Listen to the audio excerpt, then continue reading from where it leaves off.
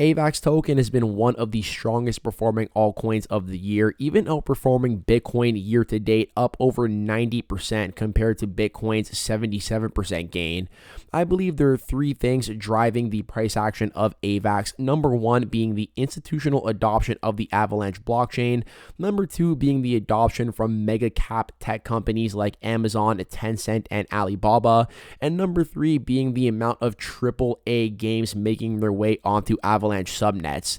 So we are going to break down all of the Avalanche news in this video and why I believe a triple-digit price target for this project is more than achievable in the next bull run. The Avalanche team announced on April 6th the launch of Avalanche Evergreen subnets that are built for institutions who want to leverage the power of public blockchain development and interoperability while enabling features historically only possible with enterprise blockchains.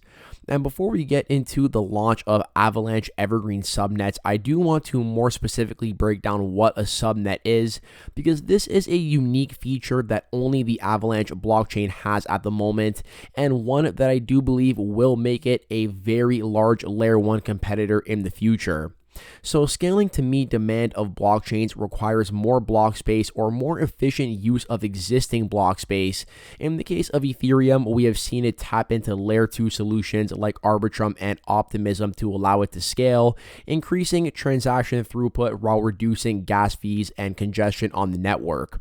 Subnets are Avalanche's solution to this problem, allowing for pretty much infinite scaling of the Avalanche chain, as instead of forcing all transactions to take place on a single shared state, subnets allow developers to launch their own blockchains, creating more block space and computation to meet demand. Subnets are a dynamic subset of Avalanche validators that reach consensus on their very own blockchains. Effectively, this is a part of their scaling solution that diverts traffic away from the main blockchain and allows projects to stake its native token AVAX while creating their very own customizable layer 1 or layer 2 chains. And we can see that in this diagram here. Here is one subnet that has now been branched off into two more subnets, and these two subnets can now be branched off into two more subnets. And the main thing here is that members must stake their AVAX tokens to create their very own subnet. 2,000 AVAX to be specific. So you can see there is a direct correlation between the demand for subnets and the AVAX token, as 2,000 AVAX needs to be locked up by anybody who is looking to make their very own subnet on the Avalanche blockchain. And the big value appeal here for subnets is that they are fully customizable. They can be permissioned or permissionless, essentially public or private, and they can also use any token they want as their gas fee, or they can simply use the AVAX token for their gas fee. And this is a very big appeal to institutions who are looking to create fully customizable blockchains for their businesses. And this is where the Avalanche Evergreen subnets come into play, as it is now allowing even more customizable options for these institutions, some of which have already begun to take notice and in fact tap into this new product being launched by Avalanche. So according to Avalanche, they say that most financial institutions require permissions and controls typically only found in private enterprise blockchains. However, closed networks create walled gardens that reduce the liquidity, interoperability, and composability that come with public blockchain-based innovation. Now, with Evergreen subnets, institutions can account for company-specific and industry-wide considerations through built-in features like user and validator permissioning based on KYC standards, geofencing for jurisdictional requirements, and other regulatory considerations.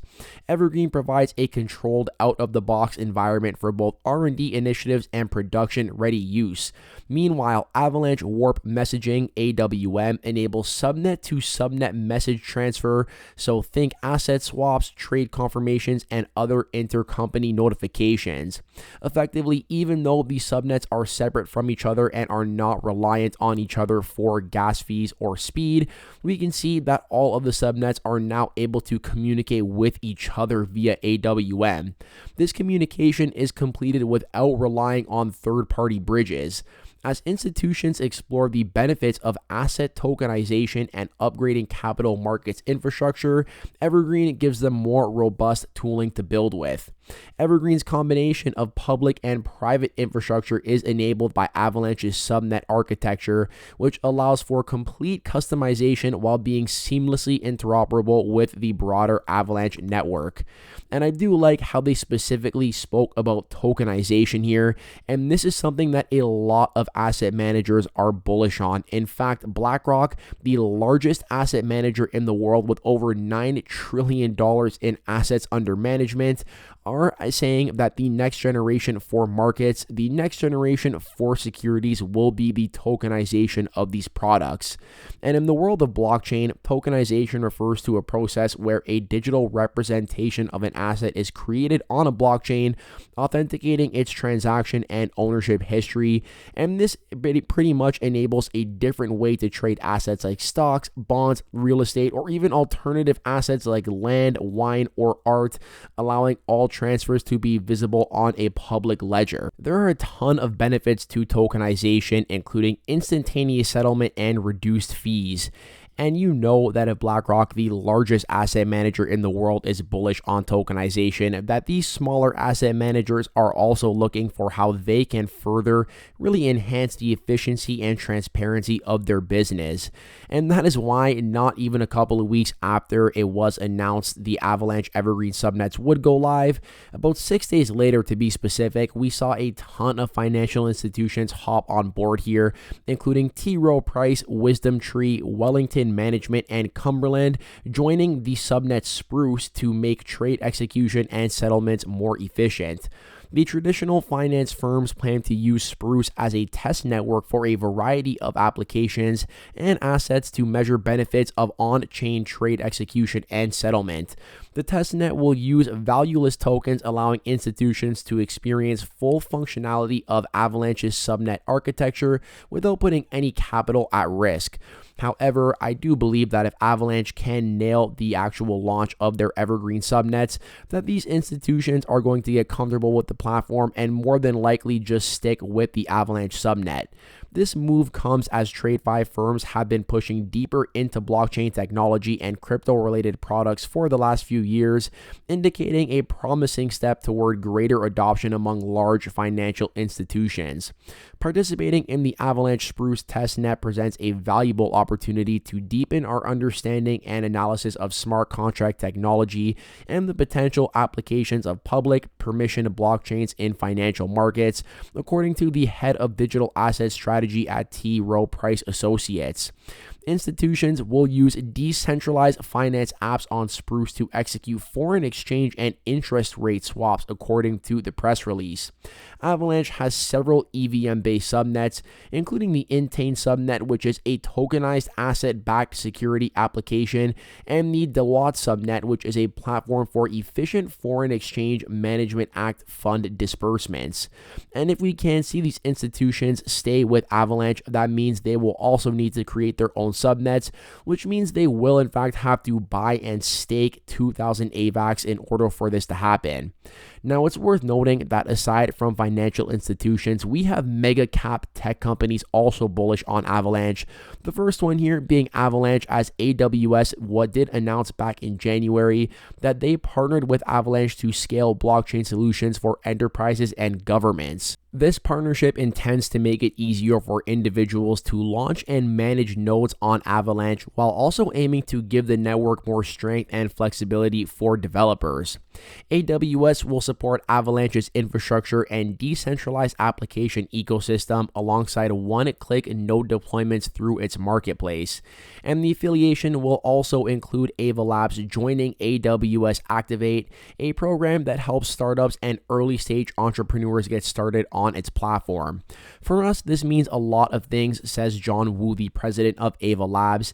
Avalanche has over 500 applications on the chain, and they are now going to be able to give them a better experience with a real partnership they can direct to the end Amazon Activate program. The one-click node is an incredible way to do this in partnership with AWS, and it's also worth noting that a number of blockchains already use AWS to power their networks.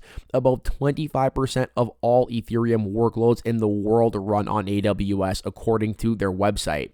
The technology itself is natively agnostic and supports all blockchain protocols, although this is AWS's first foundational partnership with a blockchain. This is not a blockchain tapping into AWS. This is AWS making a mutually beneficial partnership with another blockchain. Avalanche plans to add its subnet deployment as a managed service to the AWS marketplace, so both individuals and institutions can launch their own subnets easily. Subnets, once again, are a part of their scaling solution to keep the Avalanche chain both fast and cheap, as well as fully customizable. Last quarter, Avalanche started developing 5 to 6 live subnets, according to John Wu, but in the testnet phase, there are over 100 subnets that will be deployed in the next 6 to 12 months at least, according to this quote. He says, "We are looking forward to sharing this partnership with the hundreds of subnets that will be launched this year, so I'm excited about what this can be, not just what it is." When you multiply Amazon Activate times Avalanche times subnet, you have something that is a huge moment. I think blockchain technology will become a commonplace and used in our marketplace by developers. And AWS is not the only cloud provider that has tapped into Avalanche for their subnet feature, as we saw that Alibaba Cloud will also see the development of tools enabling users to launch validator nodes on Avalanche's public blockchain platform in Asia. APAC's largest cloud service provider, Alibaba Cloud, has expanded support for Avalanche, and according to this announcement, the scale of the partnership is massive, considering that Alibaba Cloud stands as the largest Asian cloud service provider in the Asia-Pacific region. So we're not just talking about small companies here or partnerships between blockchains. We are talking about Avalanche partnering up with financial institutions and with mega cap tech companies like both Amazon and Alibaba. And sticking to the theme of these mega cap tech companies, I do want to also talk about Ava Labs and their partnership with Tencent, as they have enabled rapid node deployment on the Avalanche public blockchain. So Ava Labs and Tencent Cloud will also explore subnets for enterprises to help accelerate their adoption to Web3. And in this quote here, according to Ed Chang, head of gaming at Ava Labs, the capabilities that Tencent and Avalanche will deliver are incredibly exciting for the future of games built on blockchain. Tencent is a global powerhouse in both the gaming and infrastructure space, and this collaboration opens the door to building truly incredible Web3 gaming experiences. And Web3 gaming is another area of the blockchain that I am incredibly bullish on. I do think that it solves a lot of problems currently plaguing the traditional gaming sector.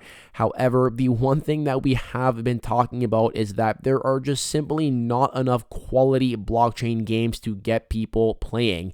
I do think that this is what Avalanche does look to solve with their subnet feature, as subnets give Web3 games complete control with their own customizable blockchain networks without sacrificing security or decentralization.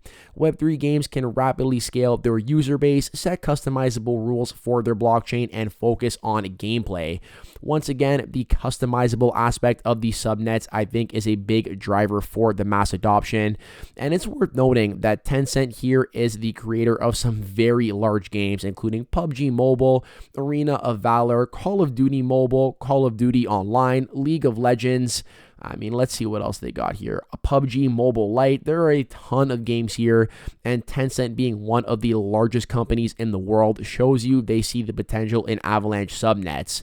In some other GameFi partnerships, we saw that TSM chose Avalanche as their exclusive blockchain partner and will be launching a subnet to bring the Blitz app, the competitive gaming platform, on chain, as well as Gunzilla announcing they are going to be launching a AAA shooter on an Avalanche subnet.